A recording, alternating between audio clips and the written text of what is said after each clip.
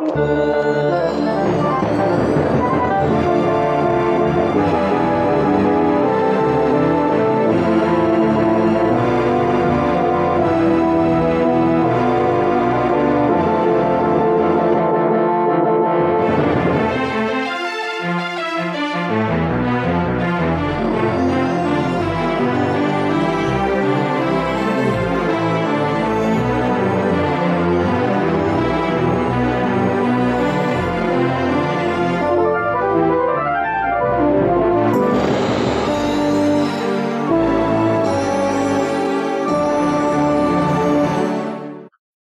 Dean, I'm the dad. I'm Laura, I'm the mom. And I'm Krysta, and I'm the daughter. And together we are Family Plot. Very nice, very nice. Let's get the housekeeping out of the way as per usual.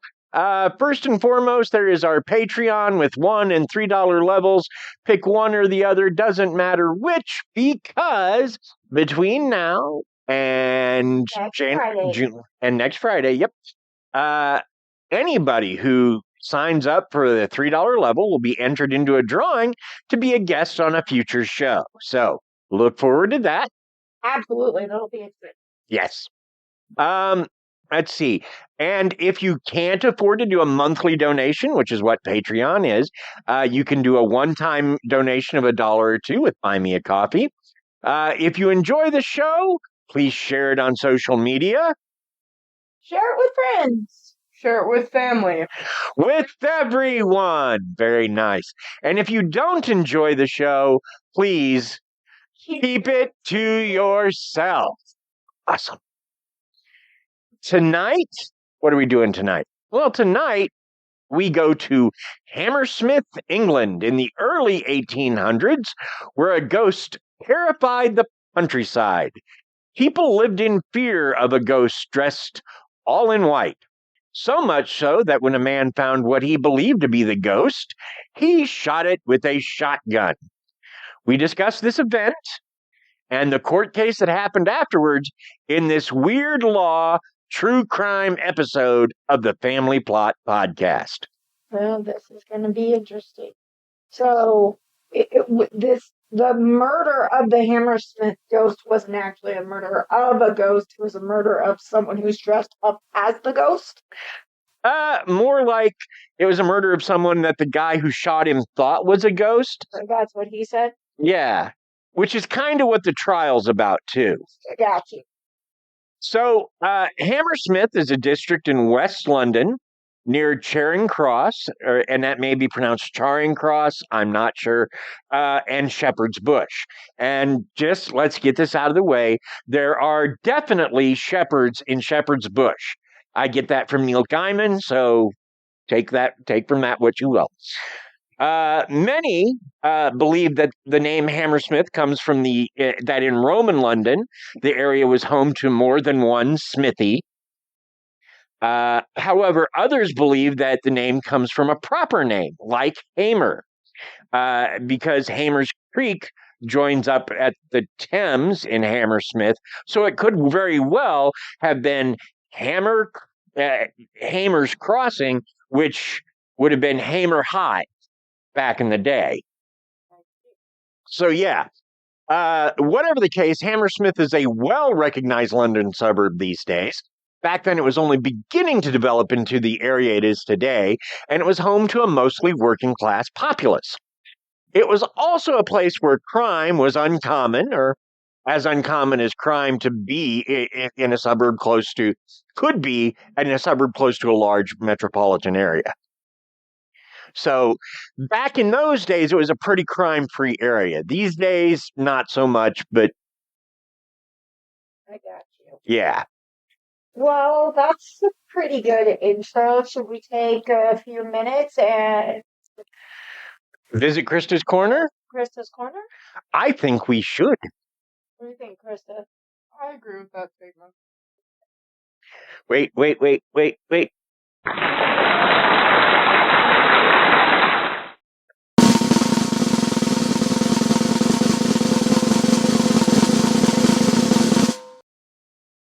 It's not just any corner, it's Krysta's Corner. I did the claps. I gave you the claps. What I said I was going to say. How are we today? How are we doing? First of all, before I get into this. Pretty good. I actually managed to finish not only next week's research today, but I got the last Lore for the Pages adventure done. So we'll be able to embark on recording adventures for Family Roll here in the very near future. Ooh, shameless plug. I made it through the day. That's all we're going through today. I'm kind of in a mental health crisis, but I'm working on it. I get that, and I apologize. Alright, well, speaking of ghosts and whitely appearances, today I will be talking about the moth species called the Venezuelan poodle moth, otherwise known as artis. Nice. Okay. I've never heard of a poodle moth. A poodle moth has a very fluffy body, and it's white all over, but it has some dark gray and black spots on it. Yep, Holy, that's wow. fluffy moth. That doesn't even look like a moth. It looks like a demon or something. It's not as beautiful. Yeah, something from Dungeons and Dragons. Or like Never Ending Story. Like it's one of the bad guy things in Never Ending Story. Holy crud, that looks evil. It does look a little scary. I think I would be scared of it if I just came across it. I mean, the pictures are beautiful, but I think if I came across one out somewhere, I think I would be afraid that it was poisonous and was gonna take me out. Yeah. The pictures are pretty though. Yeah. I mean, No, the pictures are pretty. The pictures are pretty, and I imagine if I saw one and they're typical moth size, it would the one there in the end of the finger. That one doesn't bother me. It's the close-ups that I get to go, ooh, creepy. Well, they are 30 to 40 millimeters, so that's fun. The lifespan and the weight are kind of unknown. Its natural habitat is the rainforest. Well, that's why they're so fluffy. They get wet in the rainforest and then they just wait forever to dry. They were, yeah. Yeah, like a kitty cat out in the dryer. fun fact about these guys, they're part of the Arctis species, which they are the one that does not, but their sort of distant cousins actually have this sort of spike thing on their wings that when it flings at you, you get really itchy and you can have nausea and vomiting. Fun. Very fun. That is not fun at all. Yeah, no, I was being facetious. Sarcastic, yes. But yeah, that's super, super duper, isn't it? Anyways, going back to the characteristics and stuff, people do or can have a poodle moth as a pet. Can. It's not Well, people can technically have owls for pets, but owls it's not will never stop trying to attack you. You cannot civilize an owl. true enough. You can't really civilize an owl. This thing's predators are Blue. It's probably blue are their predator. who is not their predator? So their predators are. It's me. Okay, I admit it. I did it. Didn't eat him. I didn't say I ate them. I just said I hunted them. Well, it's still the predators are bats. Bats like eating these guys. They're just oh yeah. Well, that's like eating really any moth. The suspected diet is plants. That's usually what moths eat. Yep. Yeah, but they also eat, like, Cloves? clothes and stuff, yeah. Yeah, that's why you have mothballs that drive them away and make your clothes smell funny. Or at least used to. I don't know what they do these days. Well, that's pretty cool. Those are beautiful moths. Anything else? Apparently it's one of the cutest animals. Well, not one of the cutest animals, but cutest moths. People, Of all the bug species I've seen, yeah, that's pretty cute. Yeah. in my opinion, like, my favorite moth is tiger moth. Nice. My favorite moth is easily the lunar moth. Lunar moths are gorgeous. They do not live long, though. No, they don't. Some But- of them are massive. Yeah, Massive. and they're beautiful, especially you see one in the dark with just moonlight glinting off of it. But yeah, some of my favorite species is moth, the lunar moth, obviously. I think there's also an eclipse moth, which I'm a big fan of. Venezuelan poodle moth, obviously, or else I would be talking about it. I don't really like how hawk moths look. Yeah, that Kind of pretty, but just their wings, their body scares me. It looks like it might sting you. yeah. Well, it's just like a death's head moth. I don't like the way their bodies look, but they look like a similarly built to those. That's pretty interesting, though, the patterns on it. Yeah, Reminds me of a bee, so I would be like, no, don't Yeah. sting me. Yeah. Please. Yeah, narrow bordered bead hawk moth. That also looks like a bee, and I would be like, Peace out. peace out. I like that one. speaking of peace out. You know of my long-standing rivalry with Danby Fierce, yeah? Not even a rivalry, we basically post competing memes at one another on Twitter. And today I started with a meme of the doll Annabelle, Uh-huh. and his response meme was a whole bunch of nope, Nope. because he loves porcelain dolls so much. Yeah, absolutely. He loves dolls. We even gave him one. Guys, this is complete sour sarcasm. He hates dolls. Anybody who has listened to our show for a while should know that Danby Well, Fierce hates dolls. what if some of them don't? What if they're new? What if they're just You're right. on this episode? You're right. Absolutely. Good job, Krysta. Anything else in your corner? Not really. Okay, well, let's wrap it up with some claps. And I'm going to turn it over to you because you haven't talked yet, my love. Well, other than yeah. It's my turn. In December of 1803, villagers began to complain that a ghost in a white shroud was terrorizing villagers, and in some cases, even physically attacking them. The ghost appeared as soon as the bell struck 1 a.m. and seemed to dance and flicker among the paths and ways near Black Lion Lane. It terrified many people.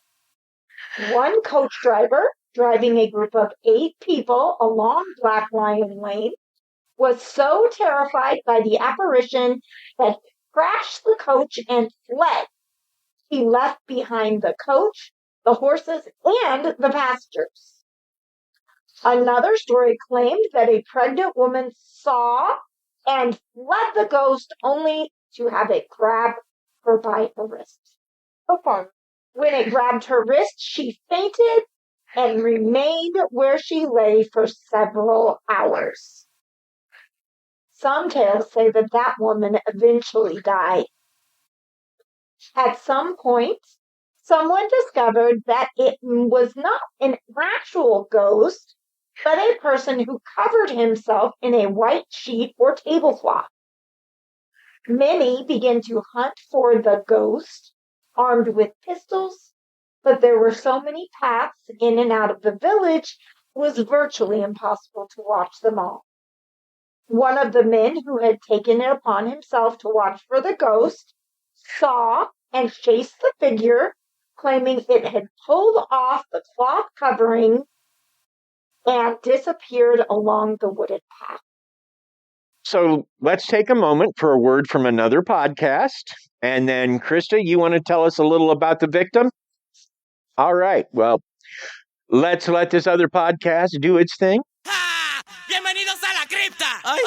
Hola, amor. Hola, cariño. Y bienvenidos a Uy, qué horror, a Latinx horror movie podcast with Johnny And Eileen. En este espeluznante podcast, we explore the often overlooked world of Latinx horror films. Cada semana, we watch and discuss horror films from different countries in Latin America, or with a Latinx director. or starring a Latinx lead. Si es de horror y Latinx, we're watching it. Nuevos episodios every Monday. Listen to Uy, qué horror on Apple Podcast, Spotify, or wherever you get your podcasts. Wow. That was very bilingual. Yes. Definitely in our wheelhouse and very bilingual. I have always had an issue watching movies in another language, except for on very few occasions, but it's definitely an interesting premise. What do you think? I think most definitely interesting. I would try to practice my Spanish a little bit and then listen to it so I can make you understand it a bit more. Not a Yeah. bad Because, idea. I do take Spanish classes. You do, absolutely. All right. Well, And read this. Thomas Millwood was a bricklayer. In those days, bricklayers wore white linen pants, a white shirt, white shoes, and a white apron. Thomas' clothes were either new or impeccably laundered, so they were very white indeed. Millwood was so similar to the reported ghost that he had been mistaken for a ghost twice before, and his family told him he should wear a large coat or other piece of clothing when he went out so he didn't get mistaken for the Hammersmith ghost again. Millwood had been visiting family in the area and was returning home from this visit walking down Black Lion Lane. Wow, that's a little bit of an, like, what do you call it when there's a cliffhanger? yeah. We stop here, it'll be a cliffhanger, and maybe we should take a moment For a word from our sponsors. Yeah, you're so smart. That idea. I do.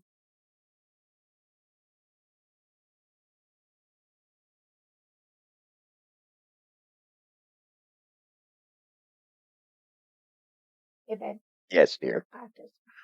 Awesome. I also feel sponsored. Yay!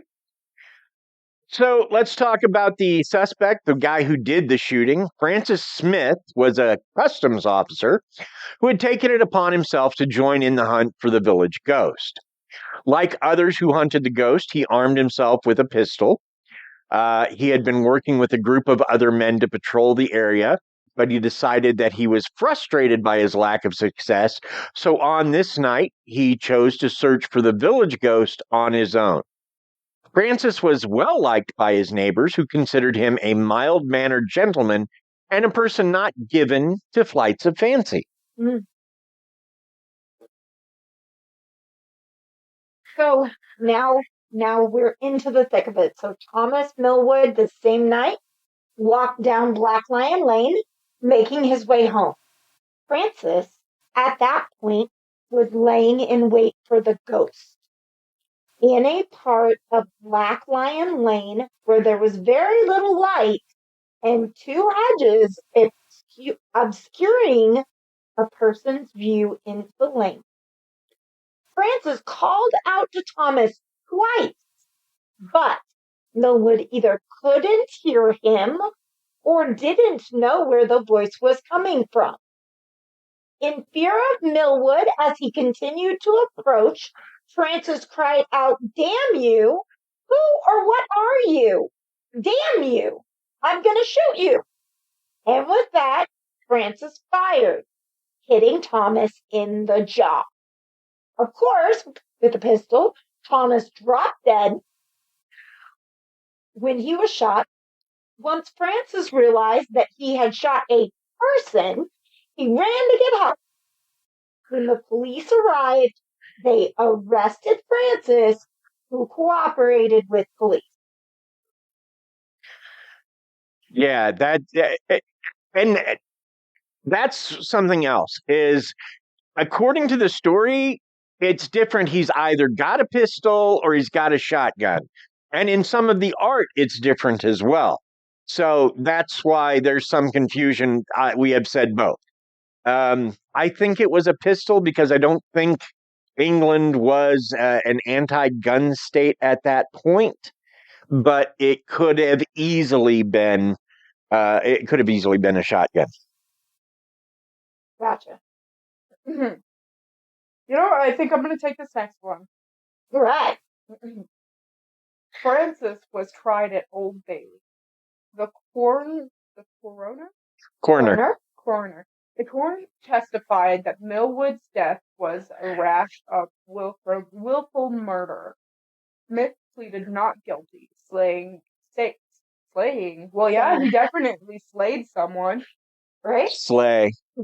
No. No. Saying while he had indeed shot Thomas Millwood, it was a case of mistaken identity. Afterwards, the judge gave very clear instructions to the jury, which, according to the Newgate calendar, were that no matter how much they had been terrorized by the ghost, no man is allowed to rashly kill another. He then sent them to deliberate. Deliberate? Yeah, that's what a jury does when they consider their verdict. They're deliberating. Okay. They returned sometime later with the verdict that he was guilty of manslaughter. The judge then Instructed. That's instructed. Okay, I was making sure. I was just looking at that. The judge.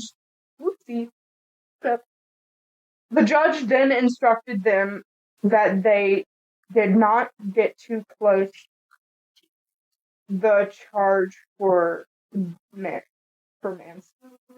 Manslaughter. Okay, yeah, I was making sure I didn't use my face.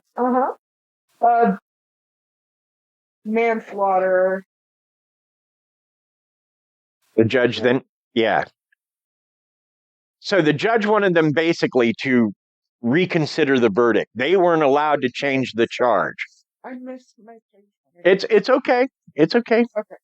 So, yeah, the judge then instructed them that they did not get to choose the charge for which the prisoner was convicted, and that they were to reconsider their verdict and either charge him with murder or acquit him due to lack of evidence. In short order, they convicted him of murder, and he was sentenced to death. Yeah, so that judge was kind of a hard nose. Well, no, that's English. Remember, this is an English courtroom, right? And it did kill a man without further investigation. He just yeah, and that is something else, and we'll cover that, I think, in our summary and final thoughts. But England is a very different place than America, and this was a very different time than the last 10 years. Okay. So let's deal with Francis Smith. After the trial, there was a public outcry against the verdict. The people who knew Francis Smith did not think that he would lay in wait for a human. You got it? Yeah, lay in wait for a human to attempt to ambush and kill them.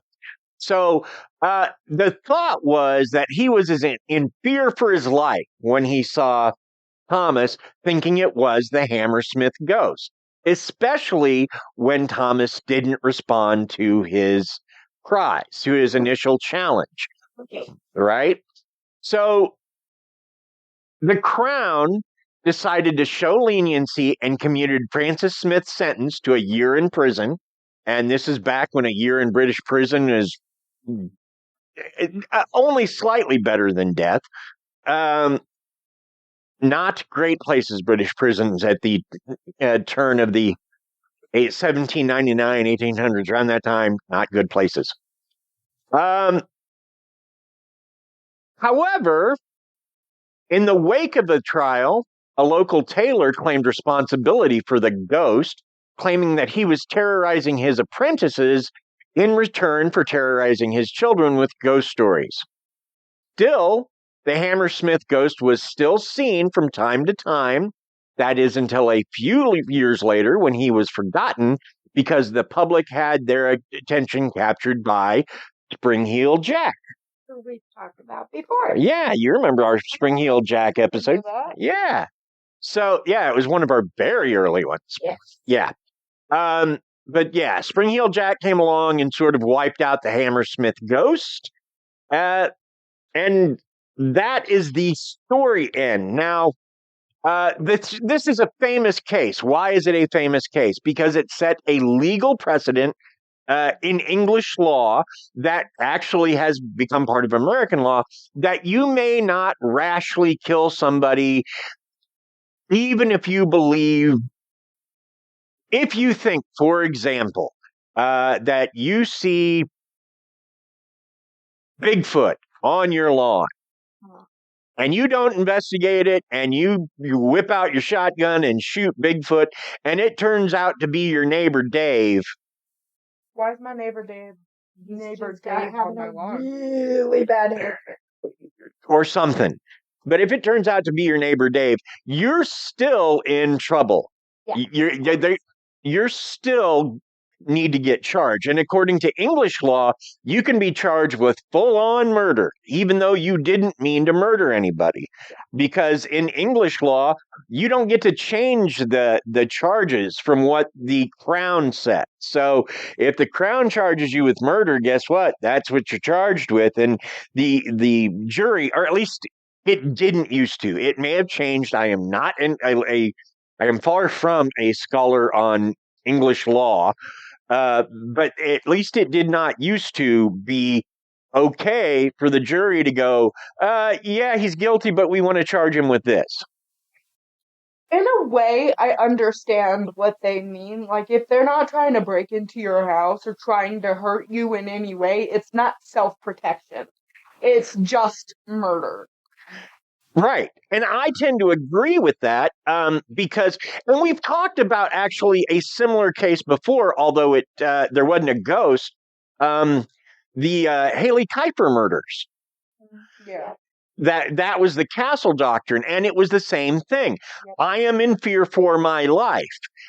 And he almost got away with it. If he hadn't recorded himself like an idiot, he probably would have. Well, if he hadn't recorded himself and waited 24 hours to call the police, for goodness sake. Yeah.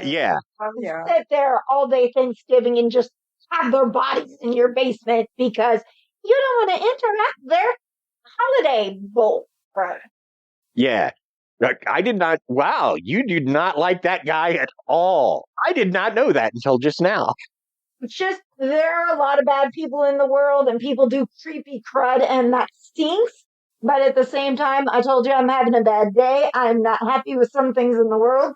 And any darn problem saying that I understand protecting yourself. Those kids did the wrong thing, but it should have been shot, took them out of the police, and got them out of your house. That's what it should have been. It should not have been, I kill you, and then I sit there and laugh about it for 24 hours and figure out how I can get away with it before I call the police. That is why it makes me mad, because he knew what he was doing. It's frustrating. If you absolutely need to shoot someone, you can. Yeah. But however, you don't just interrupting their holiday has nothing to do with it. Well- I'm sure they need their holiday, and I'm sure you would love to Exactly. give it to them. However, if you need those bodies out of your house, you need to do it now. You don't want them rotting downstairs all night. The girl he shot twice and there was no reason for it. He shot her intentionally, killed her intentionally, shot her in the eyeball, and he knew he was doing it. And even No called. reason for that. She was a 17-year-old little girl. There was no reason for it. And she wouldn't have entered the house had she not come looking for her cousin. But that was. Just shot the male who would come into the house and called the police. She wouldn't have come in to begin with. No, you're right. You're absolutely right. And he did it on purpose. And so Right. that kind of thing, it's like if you're intentionally doing something like that, and then you don't commit to the follow through, that's where you use the protection of law. Look, I know you're scared, but it's Yeah. the thing. The thing here is, even if you are scared, you have to keep in mind that who comes into your house, those were still children. Well, under the law, those were still teens. And even if they weren't, you self-preservation is a scenario up to a point. But once you have stopped someone who is threatening you by use of violence, use of force, and you can get away, that is where it should stop. Right. And so, but this what we're talking about is not that. He is not lying in wait necessarily for Thomas Millwood. He was lying in wait for the Hammersmith ghost. And I guess that's true. And see, you're right, because this is a different scenario in that it was one shot. He killed him. It wasn't necessarily that he was intending to kill him, but I apologize for going off into that tirade. It's just, Hey, no, it's good to know who you don't like. I don't want to bring him up again. The point I'm trying to make is it's that same thing. In that case, it was the castle doctrine. You're allowed to protect your castle. Right. This is a little more the stand your ground defense. And it strikes me that in Florida, he might have gotten away with it because he apparently called out to Thomas Millwood twice, and either Millwood didn't hear him or he didn't realize it was directed at him, because it's not like he could see Francis Smith there in the dark. So he could have thought it was someone talking to someone else. He didn't think it was addressed to him necessarily, right? So whatever the case. I heard that in the distance. I turned to look at it, but that's just me and my anxiety. Like, oh my God, are you talking to me? Wait, what? Right, but so when Millwood continued to approach, Smith was legitimately terrified. Right. And Smith was probably floored when this crazy person began yelling, "Damn you," at him and threatening to shoot him. He might have tried to say something at that point, but bullets are faster than words and much more powerful in the moment. So All you can do is duck, tuck, and roll. So yeah, it's so it's that kind of defense. And if this was Florida, 2017, Smith might have gotten away with it because stand your ground. I was in fear for my life, and there was something going on in the neighborhood that made everybody afraid of this crazy ghost person. But in this case, the English were like, no, you can't be rashly shooting at people who are not threatening you. So you have to. In a way, he wasn't even doing anything to threaten him. He was just standing there. Yeah. Oh, you're right. He wasn't. But because Millwood's the victim. Because Smith was by himself rather than with a group, which is another thing. If he just stayed hunting in groups, this probably wouldn't have happened.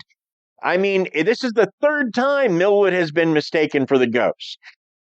So you'd think he'd have a plan. No, not him, just a bricklayer, and that's another thing. Why did in Victorian London did these bricklayers we're all white? Yeah. Bricks were not quartz, but it's like a gray. Anyway, gray stones were a lot of the bricks that they used. So I would imagine the gray dust would settle better on the white linen as opposed to any other colors. So bricks weren't red always? No. They haven't always been red. The dyes did not come like artificially. Like they had to find that out. Wow. I did not know that. So that does make a certain amount of sense. But yeah, so you'd think, either that or he'd have a handy sign, local brick worker 107. Oh, it's just a bricklayer. He's not the ghost. But yeah, so it's... Here's my thing on this. If he's not charging towards you and trying to hurt you, don't shoot him. And I agree with that too. I agree with that too. But that's why this case was such a big deal in British law, is it established that you can't be shooting willy-nilly. Even in self-defense, you have to make sure you are under some kind of threat. Whereas, stand your ground says all you have to do is be convinced you are under a threat. And I tend to like this way better. I just think that I can think of people off the top of my head who would still be here that weren't doing anything wrong. So yeah, I just but that's what's so important about this case, is it sets this important legal precedence in the 1800s of England, right? And for those of you who don't get my thing about there being shepherds in Shepherd's Bush, Neil Gaiman wrote a TV show and a book, and I'm not sure which came first, called Neverwhere in the late 80s, early 90s. And I like both very, very much. But that's a thing, is there are shepherds in Shepherd's Bush in the book. And if you know Neil Gaiman, it's funny. Yeah. I promise. People should read it if they have not. Yes, it's an excellent book. Listen to it if you have Audible, which is the place I heard it. Yeah, and if you happen to see, I know you don't much care for BBC style shows like that one, because I do. I don't watch a lot of TV. Yeah. So, but yeah, I very much like that. Anyway, I'm going to quit apologizing for stuff I don't need to apologize for. I don't know why I am. But it's our show. You absolutely can enjoy what you enjoy. We are proud of you. Yes. And now this case has been fictionalized in a lot of ways on TV shows. In fact, it was fictionalized on an episode of Law and Order, the English version, and I forget what that's called. Crown and yeah. Well, there's an English Law and Order, and they use the sound, the doink doink, the whatever. But yeah, I caught it on BBC America, but it's like Law and Order, Crown and Justice or something. I don't know. But it's the English spin-off. Oh, see, that's cool. Yeah. It's the show Mariska Hargitay has never been on. Thank God. So, I don't much like Mariska Hargitay. Yeah, don't like her at all. Anyway, neither here nor there, though. So that's what's important about this case. And if you want me to sum it all up, this is right about the time that that England is going to go through a lot of bouts of hysteria, because right after this, you have Spring-Heeled Jack, which, for those that have not heard the episode or don't want to go back and listen to one of our older episodes, Spring-Heeled Jack was a figure that would appear. He seemed to breathe fire. He outright attacked some people. Some people think he was a count who liked to dress up in funky costumes. But yeah. And so, but he would cause quite a commotion and never be caught. And of course, towards the end of the 19th century, Jack the Ripper appears, and he causes a lot of commotion. And there are others in there that we haven't covered or talked about or whatever. So, yeah, England is going to go through some stuff here for a few years, and this is sort of the beginning of it. And I agree that Francis Smith maybe didn't need to die, because I really consider him to be a kind of a frightened man-child in this case. Like, I'm going to go hunt the ghost by myself so I can catch him. But like the dog who suddenly catches a car and now like, well, now what do I do with it? He didn't know what to do once he had the ghost in front of him. And to his credit, the minute he realized he had hurt a person, he went and got the police. Got it. And see, that's exactly...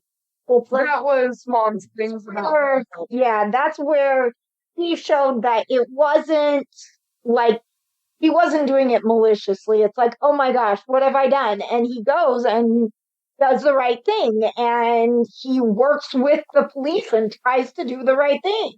Exactly. Partially feel like maybe it wasn't the right. I feel like it wasn't the right thing, definitely, to shoot that guy.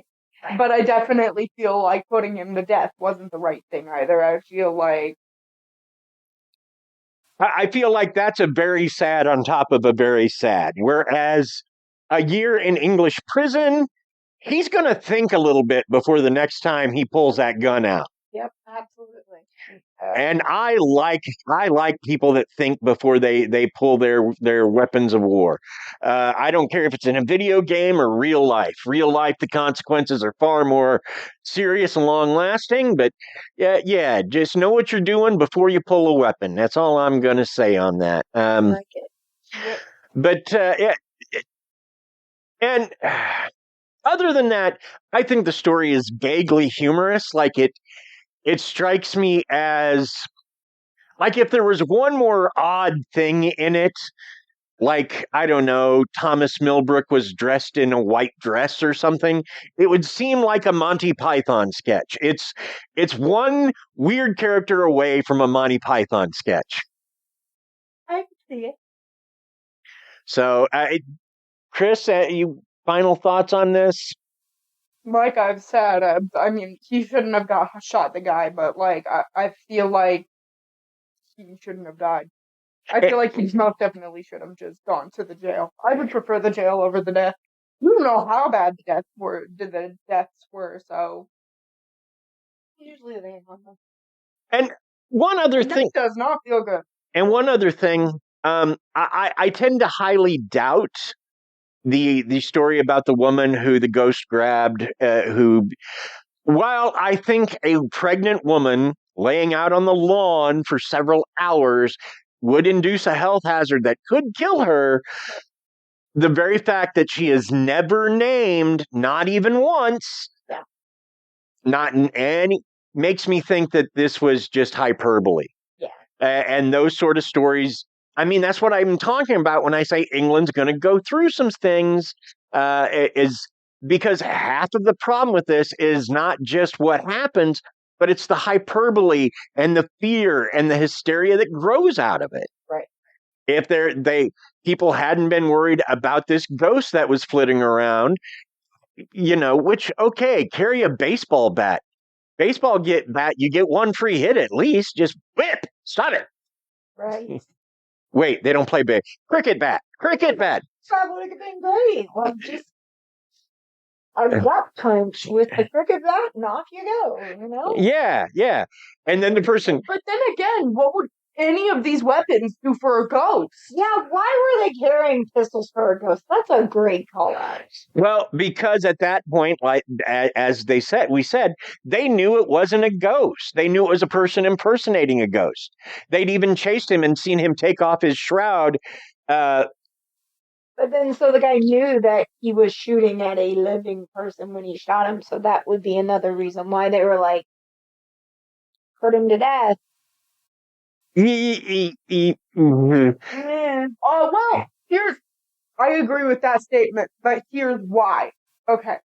So, he saw it was a man. He saw it was a person. He knows that it was a person. But the person wasn't trying to attack him. Yeah. And that's where the court of law was just like, okay, that's not okay. It wasn't trying to attack you. You don't have any reference that it was trying to attack you. They were trying to attack you, so yeah, you should be either put to death or put in jail. Right. And to my mind, and maybe they didn't believe or know this in the 1800s, but to my mind, no ghost has ever murdered anyone. So defending your life from a ghost seems a bit much to me, but like I said, he spent a year in British prison at a time when that was not a good thing. These days, British prisons are much nicer places. But yeah, he spent a year in a British prison. Everything was good in that time as far as ease and comfort. I mean, we're talking about an era where the best healthcare you could get was usually people bleeding you and using leeches. And Yeah, which It definitely wasn't the best, but it was like, it was okay. right. No, I'm just saying. Definitely prefer it over death. Okay, sorry about that. I'm sorry. Stuff happens. All right, so, yeah, like I said, I don't think he killed this ghost killed anybody. And again, if they'd had the internet in the 1800s, I don't think this would have been a thing. of course, but that's, like they say, hindsight's 20/20. Yeah. So we can look back at it now. No, it's hindsight No. 2024. Yeah.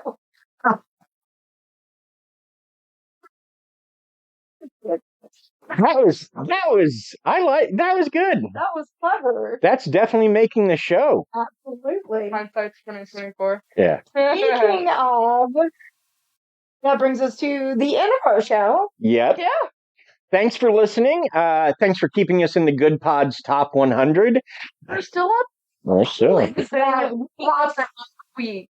Absolutely. Yeah, even with the little bump we've taken to listenership once it went into summer, but let's see. Thanks to Bill Berendt, that last name is spelled Behrendt. Bill does our theme music, so thank you, Bill. Now, Bill, being a musician, is available to hire to do music for your podcast or music for your event or whatever. You can reach him at billberendt@sbcglobal.net. Also, Paige Elmore of the Reverie Crime podcast. Unfortunately, she's quit that, but yeah, she still has an addiction to Canva, she assures me. And she combined that with our own Krysta's artwork to make some logo art for us. So thank you, Paige. Thank you. Thanks to Aaron Gnerk of the Big Dumb Fun Show for continuing to promote us locally. Join our Facebook group and join us next week as we look into something. As we look into something really interesting. That's all you're giving us, huh?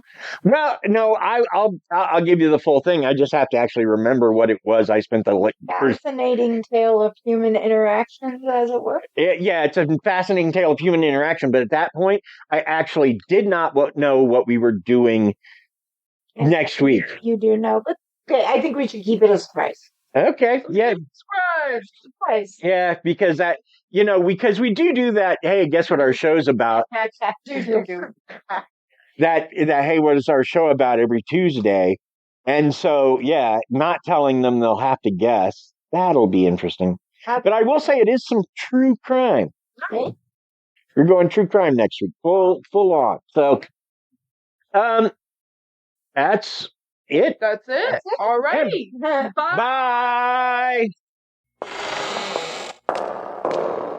Bye.